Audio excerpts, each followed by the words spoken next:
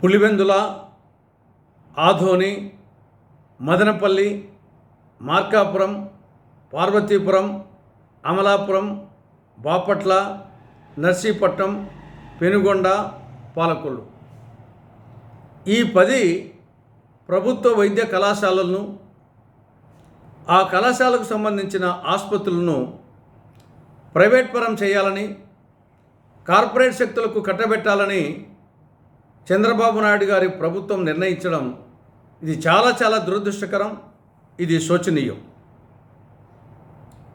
ఈ కళాశాలలను ప్రైవేట్ పరం చేస్తే ఆ కళాశాల యాజమాన్యం ఎంబీబీఎస్, పీజీ సీట్లను కోట్ల రూపాయలకు అమ్ముకుంటుంది.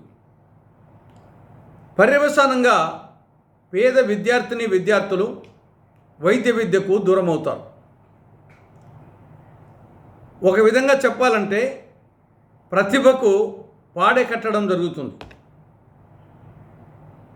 పేదలు ఆ సంబంధిత ఆసుపత్రుల్లో ఉచిత వైద్యానికి దూరం అవుతారు.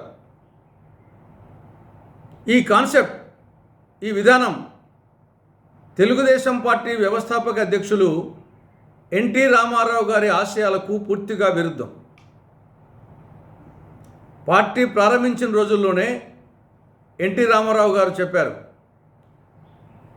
ఎంబీబీఎస్ సీట్లను, మెడికల్ సీట్లను అమ్ముకుంటే ఆ కొనుక్కున్నటువంటి విద్యార్థి అతను ఏ వైద్యం చేస్తాడు, ప్రజల యొక్క ప్రాణాలకు రక్షణ ఉంటుందని చెప్పేసి ఆనాడే ఎన్టీ రామారావు గారు ప్రశ్నించడం జరిగింది.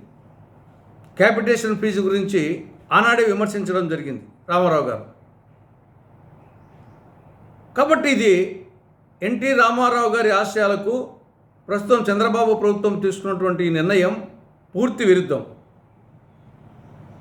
గతంలో జగన్ ప్రభుత్వం ఈ కళాశాలల్లో 50% సీట్లను బి కేటగిరీగా, సి కేటగిరీగా చేసి బి కేటగిరీకి 12 లక్షల రూపాయలు, సి కేటగిరీకి 20 లక్షల రూపాయలు ఫీజుగా నిర్ణయిస్తూ 107, 108 జీవోలు జారీ చేసినప్పుడు ఇదే తెలుగుదేశం పార్టీ, ఇదే చంద్రబాబు నాయుడు గారు, నారా లోకేష్ గారు ఆ రోజు ఈ జీవోలను పూర్తిగా వ్యతిరేకించి మేము అధికారంలోకి వస్తే ఈ జీవోలను రద్దు చేస్తాం, 100% ఈ కళాశాలను ప్రభుత్వ కళాశాలగా నిర్వహిస్తామని చెప్పేసి ఆ రోజు చెప్పడం జరిగింది.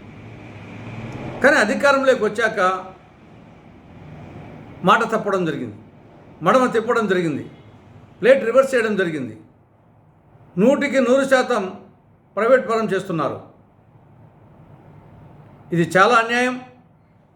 ఇది పేదలకు అన్యాయం చేయడమే అవుతుంది, ప్రతిభకు పాడకట్టడమే అవుతుంది, ఎన్టీ రామారావు గారి ఆశయాలకు విరుద్ధం.